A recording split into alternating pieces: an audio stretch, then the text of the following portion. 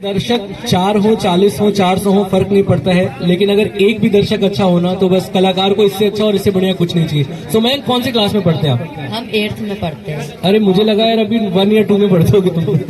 सो मैं कितना क्यूट सा, इतना प्यारा सा, क्या सुनाने जा रहा हूँ मैं? हम कविता सुनाएंगे। कविता? क्या अपने कविता के बारे में थोड़ा बताइए, क्या है आपकी? कविता है मेरी आज बेरोजगारों पर। अच्छा, और जो कि हम कवि है तो एक कवियों वाली कविता भी सुना देंगे, और वो आप कविता सुनेंगे तो आप खुद उसको समझ लेंगे कि वो कैसी कविता है। क्या बात है, मैं अभी से सुपर एक्साइटेड हो गया भाई। तो शुरू करिए। हाँ तो देखिए, कविता पहले हम कवियों वाली सुनाते हैं कि एक कवि सम्मेलन में हम एक कवि की कविता मंच पर अपने नाम से पढ़ गए। एक कवि सम्मेलन में हम एक कवि की कविता मंच पर अपने नाम से पढ़ गए। असली कवि उखड़ गए। असली कवि उखड़ गए, बोले आप हमारी रचना पढ़ रहे हैं। हमने कहा अच्छा तो ये आपकी है, तभी तो हम उखड़ रहे हैं। रचना में दम होता तो जम जाती, रचना में दम होता तो जम जाती। वे बोले तुमको शर्म नहीं आती। हमने कहा शर्म कैसी, आपने लिखी है जैसी, पढ़ रहे हैं वैसी। अरे ये तो सिर्फ हमारा एक प्रयोग है, अरे ये तो सिर्फ हमारा एक प्रयोग है। आपने पकड़ लिया मात्र संयोग है, वरना हमने बड़े बड़े हाई रेटेड कवियों की कविता हाफ रेट में चला दी। ये पक्का बनारसी है भाई। वरना हमने बड़े बड़े हाई रेटेड कवियों की कविता हाफ रेट में चला दी।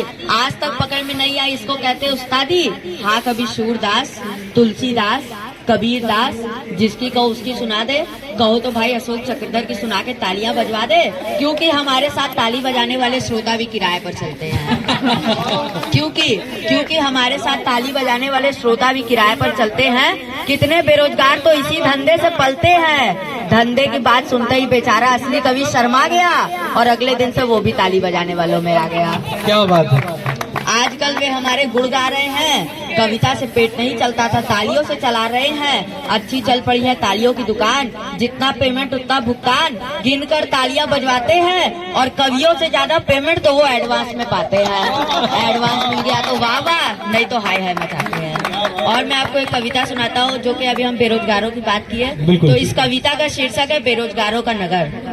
तो एक दिवस हमने बैठे बैठे ये तय किया कि मुल्क के बेरोजगारों का इंटरव्यू लिया जाए और उन्हें अपने ही आईने में पेश किया जाए। तो बेरोजगारों के नगर में प्रवेश किया।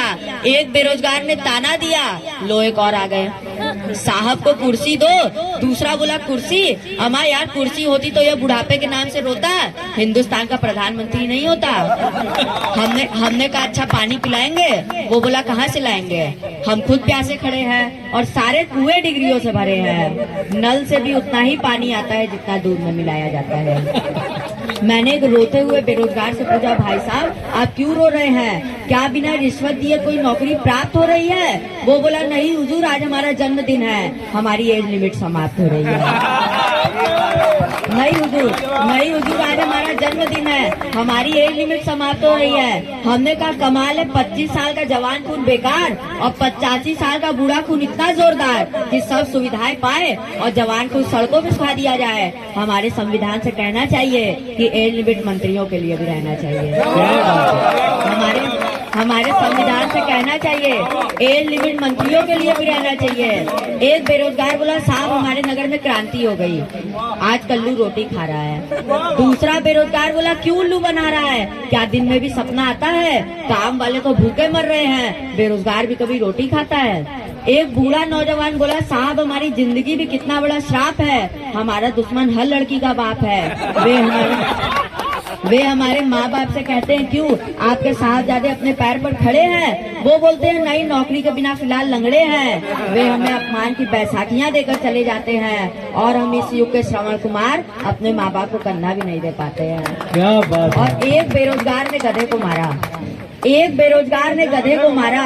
मुल्क के सारे बेरोजगारों का गुस्सा उस पर उतारा। हमने कहा भाई साहब इस गधे ने आपका क्या बिगाड़ा है? वो बोले मिस्टर आप चुप रहिए, आप नहीं जानते कि इस गधे ने हमारा हक मारा है। एक धोबी को गधे की तलाश थी, गधे की सारी खूबी हमारे पास थी, मगर ये गधा साला इंटरव्यू पास कर गया और हमारा आदमी होना हमारा सत्यानाश कर गया। हमारा आदमी होना हमारा सत्यानाश कर गया। हमने एक व्यक्ति से पूछा आप किस किस्म के बेरोजगार हैं? वो बोले हम भूतपूर्व पत्रकार हैं, हमने समाचार भेजा कि माननीय मंत्री जी अस्पताल में प्रसन्नचित, गलती से छप गया कि मंत्री जी अस्पताल में चित, प्रेस वाले प्रसन्न खा गए, हम अगले दिन फुटपाथ पे आ गए। फिर हमने एक मौलिक बेरोजगार से पूछा, श्रीमान आप? बोले खुद अपने बाप, हम इन बेरोजगारों में सबसे बड़े हैं, आजकल चुनाव में खड़े हैं। जीत गए तो रेल में, हार गए तो जेल में। मैंने कहा क्यों तानाशाही की भाषा बोलते हो, लोकतंत्र को तानाशाही से तोलते हो? वो बोला मिस्टर, जब योग्य प्रतिभा का आत्मविश्वास टूट जाता है तो अंधी प्रेरणाघात अपने आप छूट जाता है, अंधी प्रेरणाघात अपने आप छूट जाता है। मैंने बोला तब आपका चुनाव चिन्ह क्या होगा, बेरोजगार? वो बोला नहीं यार, हाथ में बंदूक थामे गहरी नींद सोया हुआ चौकीदार, डकैतों के लिए खुला इस्तेहार। हमने कहा ऐसा कर दो यार कि इस 21वीं सदी के आगे एक प्रश्न चिन्ह छोड़ते हुए, बंदूक की नली अपनी गर्दन की तरफ मोड़ते हुए, घोड़ा दबाता हुआ इंसान, न जिसके लिए जमीन न जिसके लिए आसमान, बारूद का धुआं इतना गहरा हो जाए कि अपने आप घबरा के सवेरा हो जाए, अपने आप घबरा के सवेरा हो जाए। और मैं आपको एक छोटी सी और कविता सुना देता हूँ, ये भी बेरोजगारों पर ही है कि एक मिनट पहले तो आप लोग प्लीज तालियों में बहुत कंजूसी कर रहे हैं, जोरदार तालियां। तो तुम छोटा पैकेट बड़ा धमाका भाई, शुरू हो जाओ। कि नदी में डूबते हुए आदमी ने पुल पर चलते हुए आदमी को देखकर आवाज लगाई बचाओ, तो पुल पर चलते हुए आदमी ने नीचे रस्सी गिराई और कहा आओ।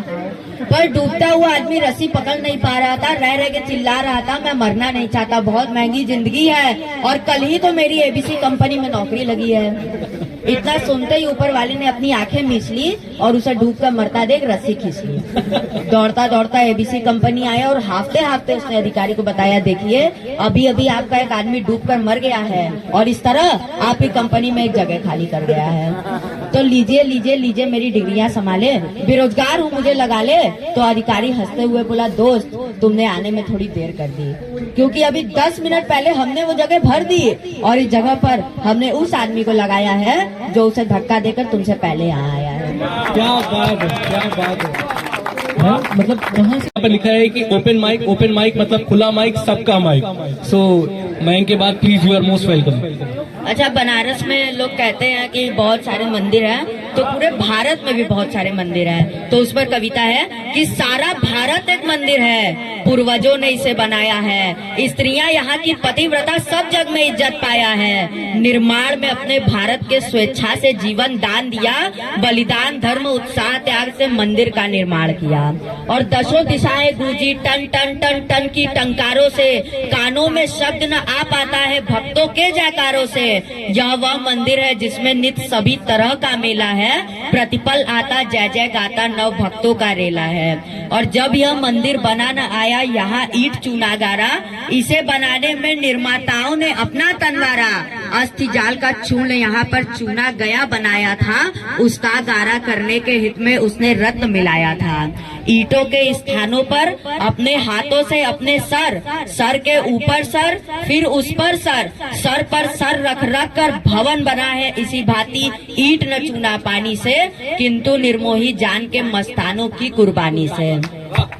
और इस मंदिर में धर्म देव का पूजन युग युग से होता, इसकी वेदी पर बहता अविरल लहू का सोता, यहाँ पुजारी धूप दीप या अक्षत कभी न लाते हैं, जो आते हैं अपने हाथों में अपना सर लाते हैं। इस देवल के देव वृक्षता है तन की कुर्बानी से, सुरभित प्राण प्रसूनों से या उष्ट रत्न के पानी से, फिर भी इसका पूजन निज दिन कभी बंद न होता है, इसमें आमरने कटने का तांता मंद न होता है। और इस मंदिर में एक नियम है, जो भी इसमें आता है धर्म देव के पद पद्मों में जीवन भेंट चढ़ाता है और वे सदैव बनकर ही इसमें आदर पाता है और दूसरे आने वालों से नित्य पूजा जाता है।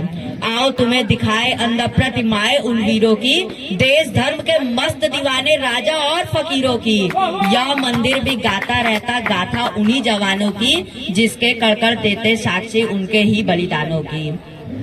और सब झुके, सब कुछ झुके, और जो समा बिगड़ झुके, ये नहीं मुमकिन मेरा जो इस तरह से सर झुके। मौत हो सम्मुख खड़ी, सर पे खड़ा हो काल भी, सर तो क्या झुकता भला, झुके न सर का बाल भी। और हर हर महादेव जय शंकर जय जय, एक लिंग की जय, निकल पड़े रब दे वाले से, फिर करे भारत की जय। फिर स्वदेश की धर्म धरा पर धर्म ध्वज लहराता जाए, नीचे मयंक सेठ खड़ा हो धर्म गीत गाता जाए। क्या बात है मयंक के लिए भाई जोरदार तालियां। प्लीज तालियों में कंजूसी बिल्कुल भी मत करिए आप लोग। मयंक आपने यहाँ पे माहौल बना दिया और सारे जो लोग यहाँ पर खड़े हैं and they are very happy to see you. आपने जो प्रेजेंट किया, जो उम्र है आपकी, बहुत कमाल, बहुत कमाल। Please a huge round of applause for Mayank. सहयोग से हमारे बीच बनारस के एक बड़े बच्ची है, स्कूल के जो नींव है, जो जड़ है, वो आए हैं दीपक सर, उनको भी नमस्ते। तो आज हम फिर से हम छोटी सी कविता और भी आपको सुना देते हैं। तो कविता ये मंत्रियों पर है कि मंत्री जी कुछ बात सोचकर मुस्कुराए, कुछ अजीब से भाव उनके चेहरे पर आए। उन्होंने अपने पीए से पूछा, यार ये डेमोक्रेसी क्या होती है? पीए कुछ झिझका, सकुचाया, शर्माया, बोलो बोलो बोलो, ये डेमोक्रेसी क्या होती है? वो बोला जिसमें रुक गए, मैं आपको दूसरी सुना देता हूँ थोड़ी सी। ये भी उन्हीं पर है, मंत्रियों पर, कि चुनाव जीतने के बाद मंत्री जी के निवास पर था आह्लाद ही आह्लाद। अखबार से, माला से, हार से, अखबार से, फोनाचार से उनको मिली मुबारकबाद। चुनाव जीतने के बाद उन्होंने अपने चेहरे पर माँ जैसी मुस्कान लाते हुए कहा, धन्यवाद धन्यवाद धन्यवाद। चुनाव जीतने के बाद फिर उन्होंने अपने चेहरे पर पिता जैसी मुस्कान रोकते हुए और एक अदृश्य सी टाल ठोकते हुए पर्याप्त गंभीरताओं से बोले अपने कार्यकर्ताओं से, मेरी जीत आशातीत है, यह मेरी नहीं आप लोग की जीत है। अब देखना मेरे प्रयास, इलाके में दिखाई देगा विकास ही विकास। बोलो राजा जानी, क्या चाहिए पानी? आवाज आई, नहीं नहीं नहीं नहीं नहीं। अरे मैं तो रातें भी कर दूंगा उजली। बोलो क्या चाहिए बिजली? आवाज आई, नहीं नहीं नहीं नहीं। अरे मैं तो रातें भी कर दूंगा उजली। बोलो क्या चाहिए बिजली? आवाज आई, नहीं नहीं नहीं नहीं नहीं। अरे मैं बढ़ा दूंगा इलाके की नॉलेज। क्या चाहिए स्कूल कॉलेज? आवाज आई, नहीं नहीं नहीं। तो क्या चाहिए भैया? मेरे पास है करोड़ों रुपया। कार्यकर्ता बोले, न जल न नल न सड़क न स्कूल न शिक्षा न बिजली, चीज चाहिए असली। कार्यकर्ता बोले, बोलो बोलो। अरे बोलो तो सही मेरे यार। कार्यकर्ता एक स्वर में बोले, हथियार। हाथों में हथियार के लाइसेंस चाहिए और थाने में थानेदार की साइलेंस चाहिए। जो करे वारदातों को अनदेखा और हम में से हर किसी को एक एक ठेका। अब मंत्री जी के चेहरे पर आ गया अपने बेटे जैसा नूर और उन्होंने अपने चेहरे पर पिता जैसी मुस्कान लाते हुए कहा कि वायलेंस और साइलेंस दोनों मंजूर। अब मैं आपको एक और छोटी सी हिंदी पर कविता सुना देता हूँ, जो कि आशुतोष राणा 10 तारीख को आ रहे हैं। वो बहुत ही अच्छे सेलिब्रिटी हैं, वो एक लेखक भी हैं, वो एक अभिनेता भी हैं और वो एक कवि भी हैं। तो उनकी कविता है कि अंग्रेजी जो केवल धन की भाषा बोल सकती थी, रखी बाजार में वस्तु का केवल मोल करती थी, जुड़ी वो काम से इसलिए बनी वो मान की भाषा, बनी वो आज पूरे विश्व के अभिमान की भाषा। और हिंदी क्या थी? कि हिंदी थी जो मन के बंद ताले खोल सकती थी, हमारी आत्मा और ज्ञान का पथ बोल सकती थी। बना के राज की भाषा बहुत अच्छा किया तुमने, हटा के काज से इसको बहुत गच्चा दिया तुमने। बना ले फिर से हम इसको व्यापार की भाषा, बना ले फिर से हम इसको घर परिवार की भाषा, बना ले फिर से हम इसको अपने प्यार की भाषा। और अगर तुम चाहते हो कदर हिंदी की पग पग पर, तो उठो जागो करो हुंकार, पहुंचा दो इसे नभ पर। अगर भाषा मरी तो तुम भी प्यारे बच नहीं सकते, अगर भाषा मरी तो तुम भी प्यारे बच नहीं सकते। भले ही हो करोड़ों गुण, तुम कुछ रच नहीं सकते। महज भाषा नहीं ये माँ हमारी हमको रचती है, महज भाषा नहीं ये माँ हमारी हमको रचती है। बचेगी लाज जब इसकी हमारी लाज बचती है। और छोड़ा गर इसे तुमने तो तुम भी छूट जाओगे, दुनिया नहीं तुम खुद ही खुद से रूठ जाओगे। तो उठो जागो प्यार दो इसको, अपने मान सम्मान का संसार दो इसको, फिर तुम नहीं ये सारी धरती डोल जाएगी। तुम्हारे कर्म की गाथा ये सदियों तक सुनाएगी। कहेगी ये हमारे अन्नदाता ज्ञानदाता है, कहेगी ये हमारे मान और अभिमान दाता है, कहेगी ये हमारे क्लेश दुख और कष्ट भक्षक है, कहेगी ये हमारे धर्म गुरु और धर्म रक्षक है। क्या बात है।